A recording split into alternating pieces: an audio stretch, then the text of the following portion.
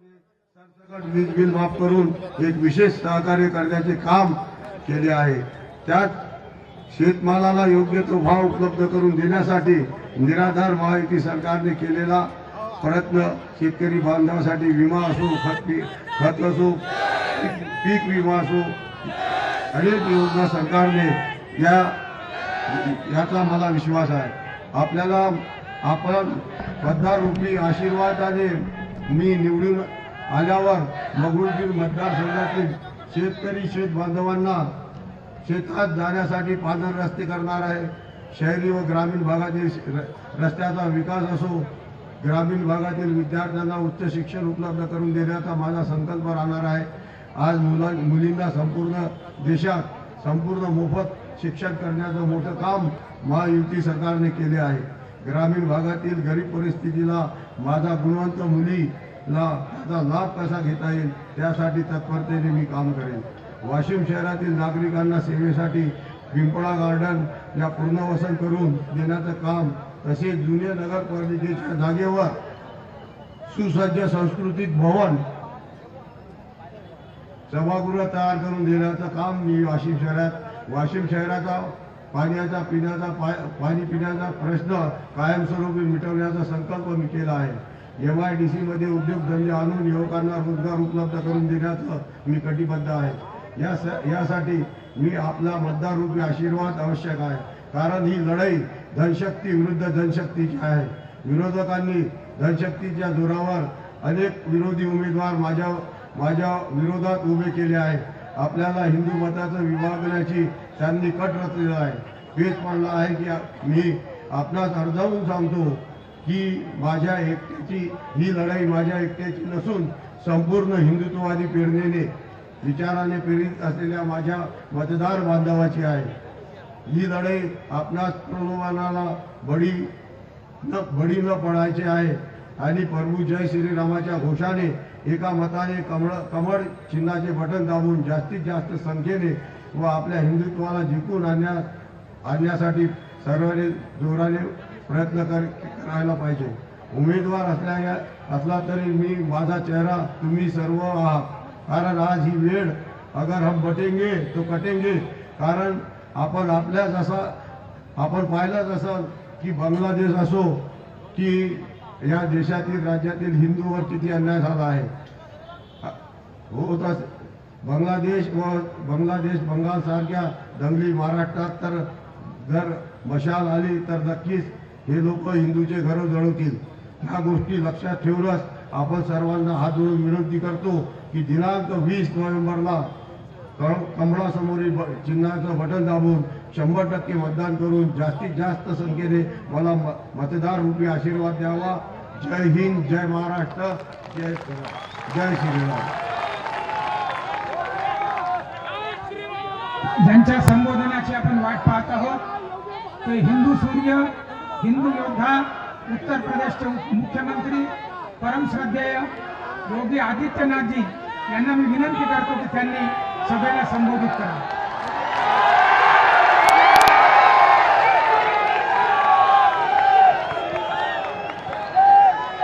जय श्रीराम, सियावर रामचंद्र की।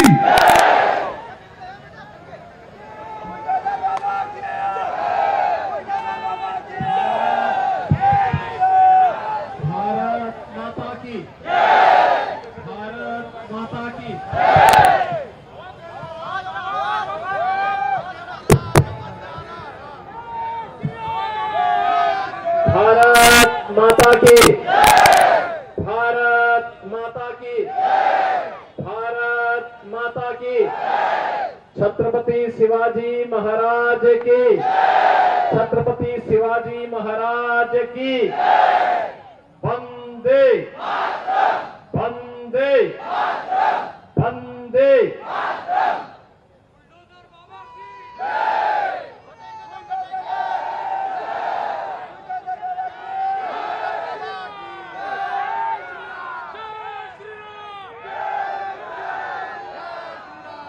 भारतीय जनता पार्टी के जिला के अध्यक्ष श्री श्याम भाऊ बाड़े जी, कार्यकारी जिलाध्यक्ष श्री राजू पाटिल राजे जी,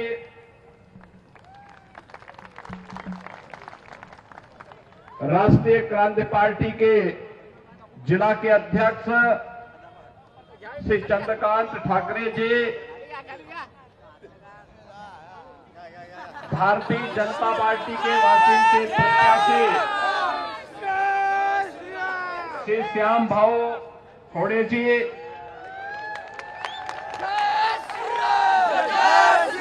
मंच पर उपस्थित भारतीय जनता पार्टी,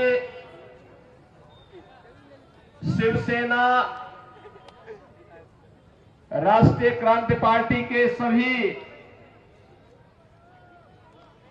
पदाधिकारीगण और यहां पे मंच पर उपस्थित सम्माननीय संत बाल योगी गोपाल नाथ जी, उपस्थित बहन और भाइयों, ये मेरा सौभाग्य है कि आज मुझे छत्रपति शिवाजी महाराज के हिंदवी स्वराज्य की स्थापना की पावन धरा महाराष्ट्र की इस भूमि पर आप सबसे संवाद करने का एक अवसर प्राप्त हुआ है। बहनों और भाइयों, मैं उत्तर प्रदेश जो प्रभु श्री राम की पावन धरा है,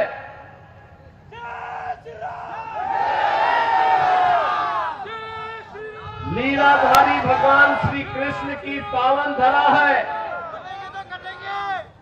बाबा विश्वनाथ की पावन धरा है। उस पावन धरा से शौर्य और पराक्रम के प्रतीक हिंदवी स्वराज के संस्थापक छत्रपति शिवाजी महाराज के इस पावन धरा पर मुझे महाराष्ट्र के अंदर इस विधानसभा चुनाव के समय आपसे संवाद करने का एक सौभाग्य प्राप्त हो रहा है। मैं इस अवसर पर आप सबका हृदय से अभिनंदन करता हूं, मैं स्वागत करता हूं।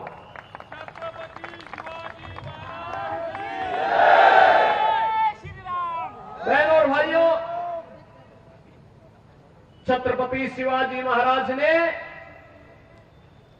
मध्यकाल में भारत के स्वाभिमान और सम्मान को बनाए रखने के लिए यहां पर जिस शुरुआत को आगे बढ़ाया था, हिंदवी स्वराज की वह शुरुआत आज भी भारत के लिए एक नई प्रेरणा है। जब भी भारत के अंदर कहीं पर भी भारत का स्वाभिमान आहत होता है, राष्ट्रीय सम्मान को ठेस पहुंचती है, तो लोग छत्रपति शिवाजी महाराज का स्मरण करते हैं। छत्रपति शिवाजी महाराज और यह महाराष्ट्र के और भारत के हम सब नागरिकों का सौभाग्य है कि महाराष्ट्र की भूमि ने एक और ओज और तेज के प्रतीक, शौर्य पराक्रम के प्रतीक इन महापुरुषों को जन्म देकर के भारत और भारतीयता की रक्षा के लिए उन्हें इस धरा पर आगे बढ़ने के लिए अवसर दिया। वहीं पूज्य संतों का, समाज सुधारकों का भी एक बड़ा वर्ग महाराष्ट्र से ही आगे बढ़कर के देश को नेतृत्व प्रदान करता है। पूज्य बाबा साहब भीमराव अंबेडकर हो, महात्मा फूले हो, सावित्रीबाई फूले हो, या फिर वीर सावरकर, इन महापुरुषों का नाम कौन ऐसा भारतीय होगा जो सदैव स्मरण न करता हो। हमेशा ये नाम हर भारतीय के जवान पर होते हैं। बहन और भाइयों, आज मैं आपके बीच यही कहने के लिए आया हूं, चुनाव चल रहे हैं और चुनाव में दो महागठबंधन आपस में लड़ रहे हैं। दोनों आपस में लड़ रहे हैं। एक तरफ महायुति गठबंधन है, प्रधानमंत्री मोदी जी के नेतृत्व में भारतीय जनता पार्टी, शिवसेना और एनसीपी, एक तरफ यह गठबंधन है और दूसरी ओर महाअघाड़ी के रूप में महाअनाड़ी गठबंधन है।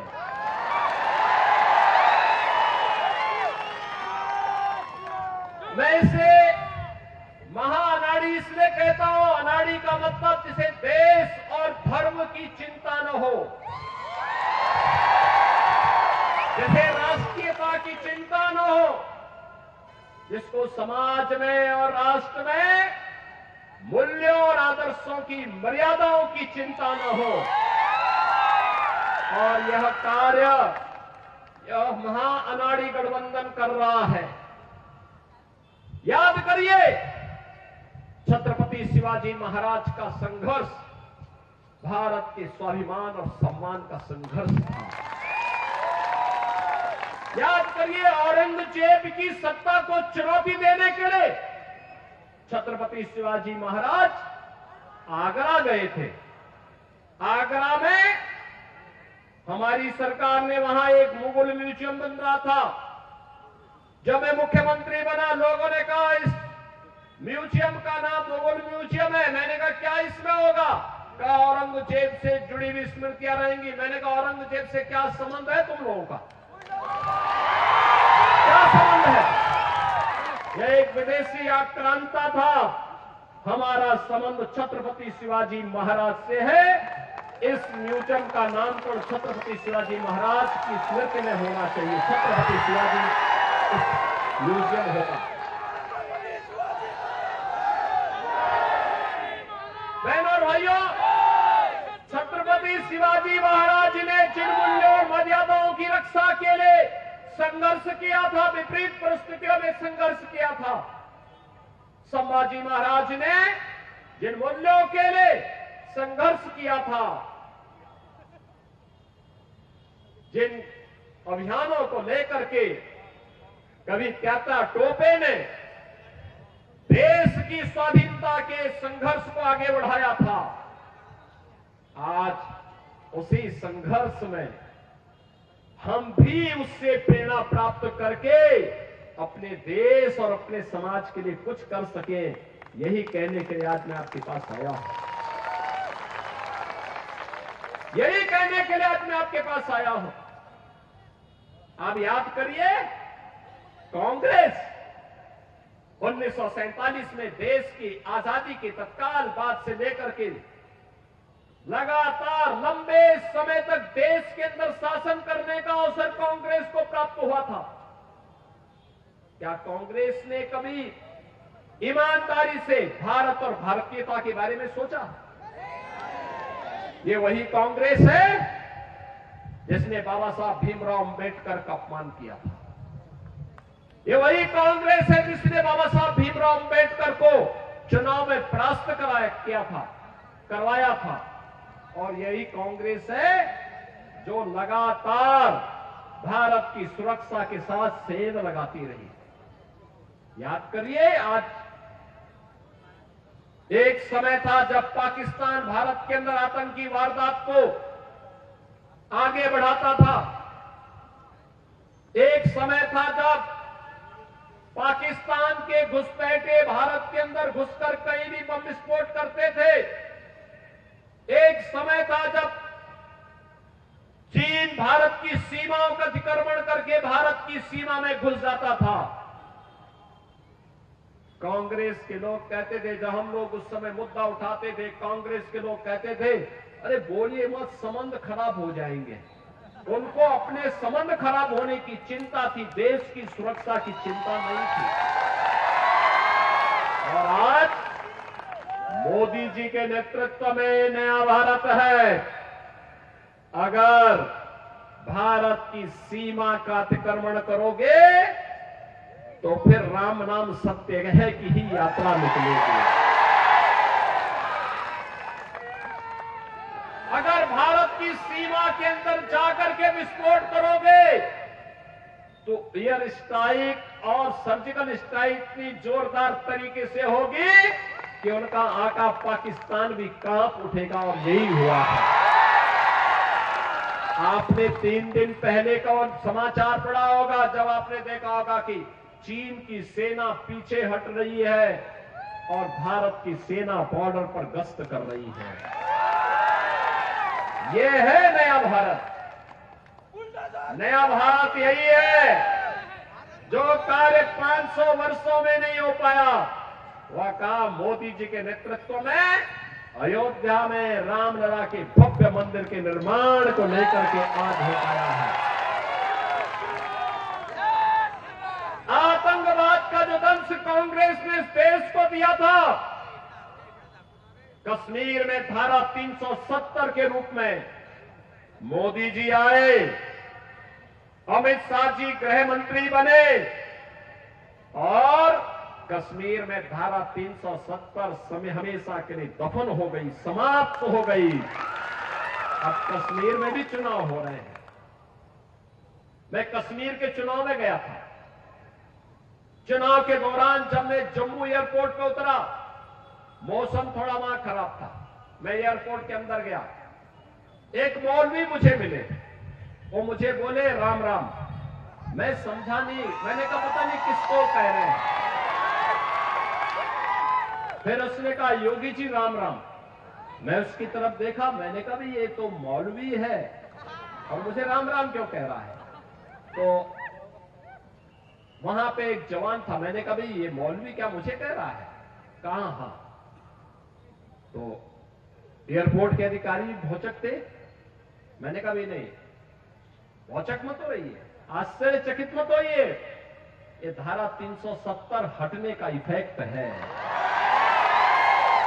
और बहनों और भाइयों, मैं आपसे यही कहने के लिए आया हूं, मैं आपसे यही कहने के लिए आया हूं, वासियों से मैं यही अपील करने के लिए आया हूं। ये जो चुनाव चल रहा है ना, ये चुनाव केवल सत्ता प्राप्त करने का मात्र चुनाव नहीं है। मोदी जी के नेतृत्व में एक भारत श्रेष्ठ भारत बनाने का जो अभियान चल रहा है, महाराष्ट्र इसमें और मजबूती दे, इसकी अपील करने के लिए मैं आया हूं। भारत दुनिया की बड़ी ताकत बने, इसकी अपील करने के लिए मैं आपके बीच आया हूं। आपसे कहने के लिए मैं आया हूं कि सत्ताएं तो आएंगी जाएंगी, 1947 से ही होता रहा है, लेकिन हमारा भारत रहना चाहिए और भारत दुनिया की सबसे बड़ी ताकत बनना चाहिए, मोदी जी के नेतृत्व में बनना चाहिए। यह कहने के लिए मैं आपके पास आया हूं। तभी चेहरे पर खुशहाली आएगी, हर नौजवान के हाथ को कार्य मिलेगा, हर बहन और बेटी सुरक्षित होगी, स्वावलंबन के साथ आगे बढ़ेगी। अन्यथा ये लोग तो भारत और भारतीयता को, ये जो महा अनाड़ी गठबंधन है, यह तो भारत और भारतीयता के स्वाभिमान और सम्मान के साथ खेलने वाला है। याद करिए, यही कांग्रेस, यही एनसीपी, यही लोग थे जो कहते थे राम हुए ही नहीं, कृष्ण हुए ही नहीं। ये वही तो लोग हैं। आज चुनाव के समय भले ही आपके सामने कुछ भी कह रहे हो, लेकिन इन पे विश्वास करने की आवश्यकता नहीं। याद करिए, अयोध्या में भगवान रामलला का भव्य मंदिर 500 वर्षों के बाद इस बार पहली बार रामलला ने अपनी जन्मभूमि पर भव्य दीपोत्सव और दीपावली का आयोजन के साथ इसका आनंद लिया है। पूरी अयोध्या ही नहीं, पूरा भारतवर्ष दीपावली के रंग में एक एक दीप से जगमगाता हुआ दिखाई दे रहा था। और याद करिए, अयोध्या के एयरपोर्ट का नामकरण क्या है? इंटरनेशनल एयरपोर्ट अयोध्या में बना है और एयरपोर्ट का नामकरण महर्षि वाल्मीकि के नाम पर हुआ है।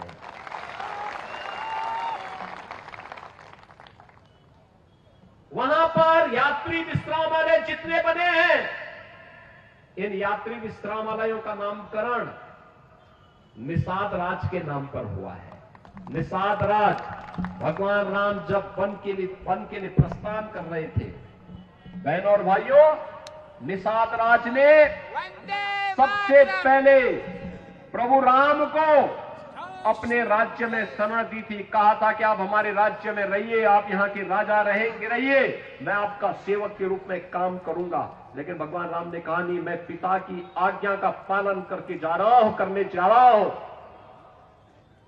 हमारी मित्रता है, लेकिन मैं किसी राज्य में नहीं रहना, मुझे जंगल में रहना, वन में रहना है, क्योंकि शर्त वन में रहने की है और इसलिए वन में जा रहा हूं।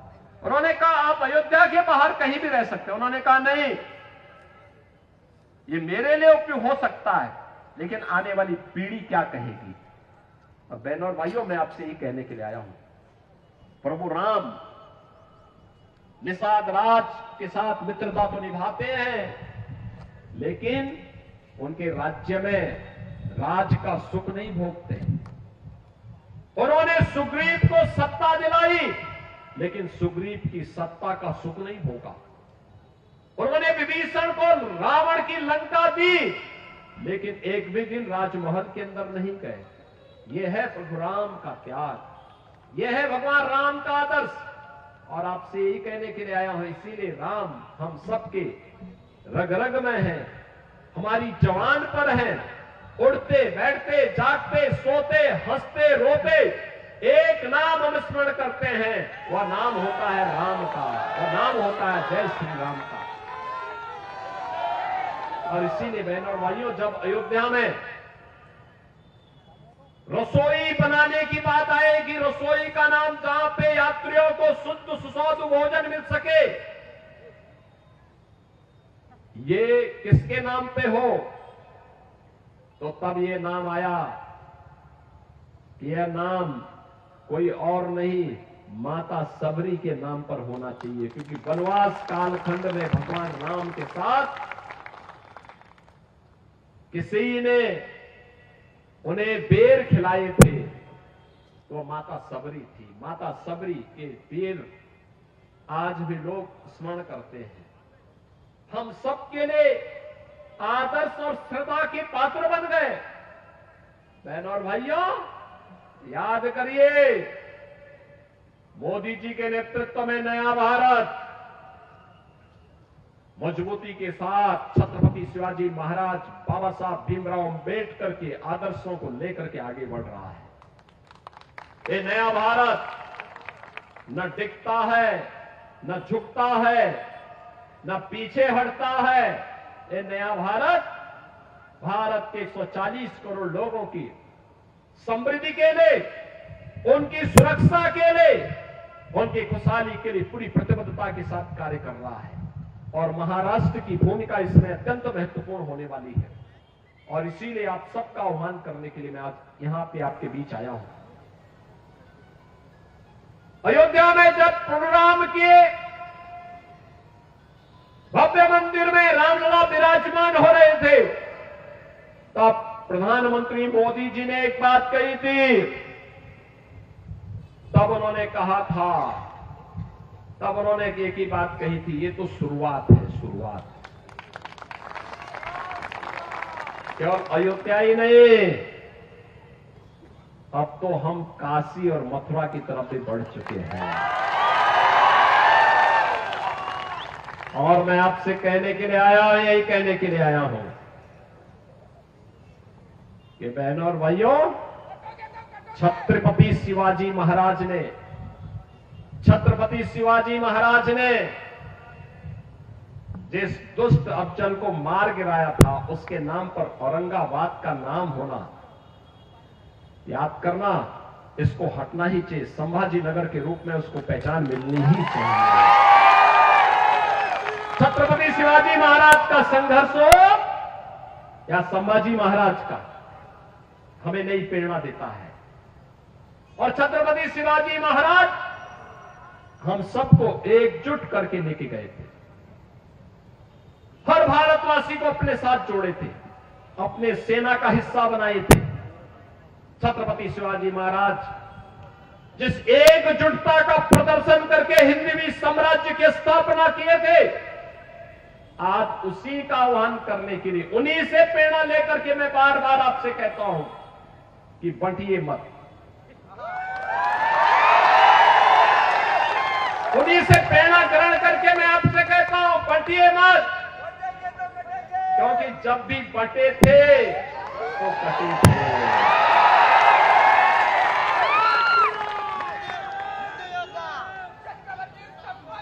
एक है तो नेक है, एक है तो सेफ है, और बटे थे तो कटे थे। हमें बटना नहीं है, एकजुट होना है। एकजुट होकर के यहां पे महायुति गठबंधन को, जो मोदी जी के नेतृत्व में आज पूरे देश के अंदर कार्य कर रहा है, एनडीए के रूप में, एनडीए के रूप में काम कर रहा है। भारतीय जनता पार्टी लीड कर रही है मोदी जी के नेतृत्व में। ऐसे ही महाराष्ट्र के अंदर ये महाअनाड़ी गठबंधन को हराना है और भारतीय जनता पार्टी के नेतृत्व में महायुति गठबंधन को, एनडीए के प्रत्याशियों को विजयी बनाना है। और इसी के अपील करने के लिए आज मैं आपके पास आया हूं। श्री श्याम बाबू खोड़े को वासीम से भारतीय जनता पार्टी ने अपना प्रत्याशी बनाकर के आपके बीच उतारा है। श्रीमती भावना ताई गौली को रिसोर्ट से, मालेगांव से प्रत्याशी बनाया गया है। श्रीमती सईताई दहाके को करंजा से प्रत्याशी बनाकर के आपके बीच उतारा गया है। आप सबका आशीर्वाद इन प्रत्याशियों को प्राप्त होगा। हाथ खड़ा करके थोड़ा जोरदार क्या माहौल लगाइए। आप आशीर्वाद देंगे, विजयी बना के भेजेंगे, सभी लोग बना के भेजेंगे। मेरे साथ फिर बोलेंगे, भारत माता की, भारत माता की, भारत माता की, छत्रपति शिवाजी महाराज की, छत्रपति शिवाजी महाराज की जय श्री राम, जय जय श्री राम।